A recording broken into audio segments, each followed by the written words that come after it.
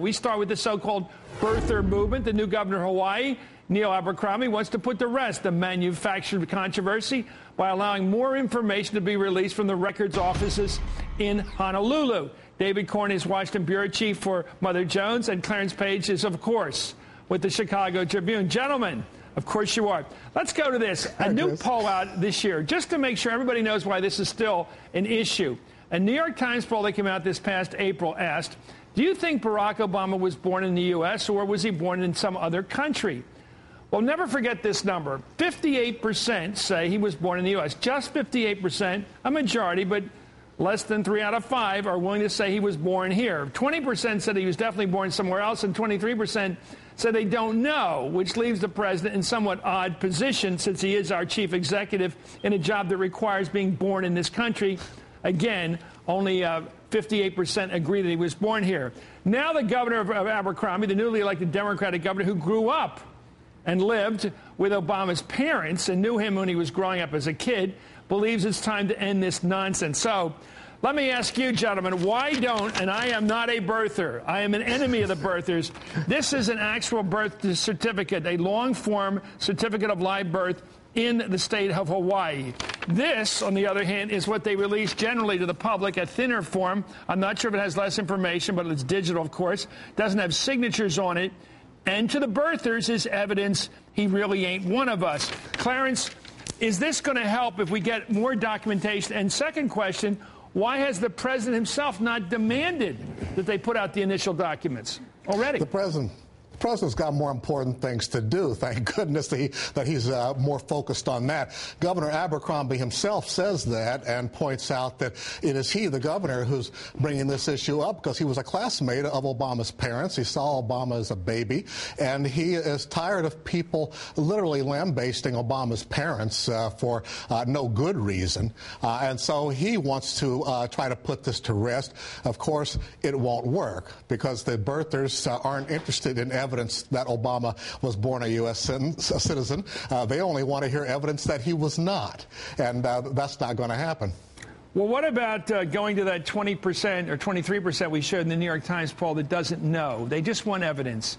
Is that a group that has a right to get more documentation? And would Abercrombie's position here be the right one? David? Well, listen, there's enough evidence out there already. There's the certificate that you're holding up, but perhaps even more importantly, there are 2 birth announcements in Honolulu newspapers.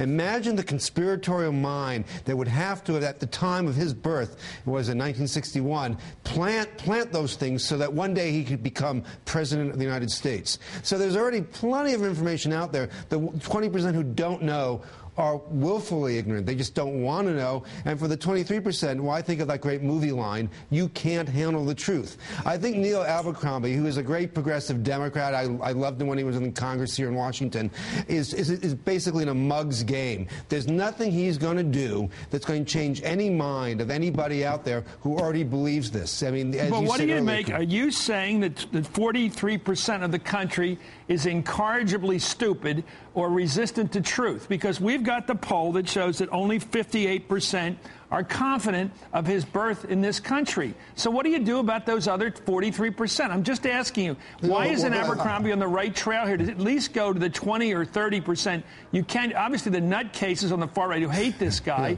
aren't going to ever admit that you're right, but why not get to the people who are confused? You've lost the 23% already. I would just write them off, send them a holiday. 43% of the country is off the list. No, the 23% who say that they know he wasn't born here. It's 20, I would just write them off, send them a holiday card. Okay, what about the 23? Are they worth going for? I think the 20% just don't know because they haven't paid enough attention. If they paid enough attention already, the facts that you're holding in your hand would be enough to convince them. They just don't care enough to know. Or they think this is where the right wing does a good job. They've created enough of a controversy, even a fake controversy over this, that people who are listening with maybe half an ear say, well, I guess I don't really know because I understand there's some controversy going on here. So that's what's probably brewing with those people. There's also another answer, which the questionnaire apparently did not include, and that's the don't care crowd.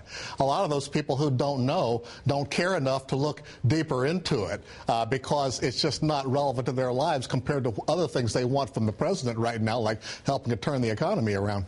Well, let me tell you what I think is new here, and you're both reporters, and you can tell me if I'm right.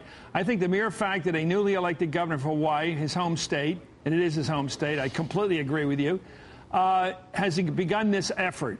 Now everybody on the right knows he's begun the effort. Every news person knows it. You guys know it. I know it. So we're going to be paying out, maybe out of the corner of our eye for the next couple weeks. How's Abercrombie doing on his expedition to find the original document with signatures all over it, like all our birth certificates, like this one here, that somebody who was born at the same one day before has all kinds of signatures on it. It's an actual photostat.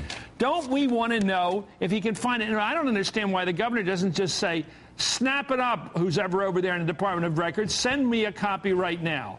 And why doesn't the president just say, send me a copy right now? Why doesn't Gibbs and Axelrod say, let's just get this crappy story dead? Why not do it? The president doesn't care. And he doesn't care that 43% of the country isn't sure he's an American. Look, Chris, that copy that you've got there, the copy that the president has provided on the web, is all you need if you're a Hawaiian to get a passport. Everybody accepts that birth certificate as proof of his citizenship, except the birthers. I don't blame him for just ignoring the crowd. So this is the same document which would be adequate if, say, you wanted to join the CIA. Absolutely, or to get a passport or anything else. That is proof of his birth in Hawaii. And one question here is that the governor has asked for more information. He hasn't said it has to be the long form that you're holding there for somebody else. So if he comes up with other information that is not exactly a long form, will that satisfy or change anybody's view on this? But the department out there just said the other day that there is such a thing. It exists. The original document of his birth is available in storage. They have it in storage, they say.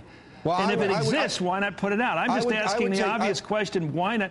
Will there be any harm done by releasing the original document? I would take the brave position of saying that if they can find it, they should put it out there, and then we can make even more fun of the birthers.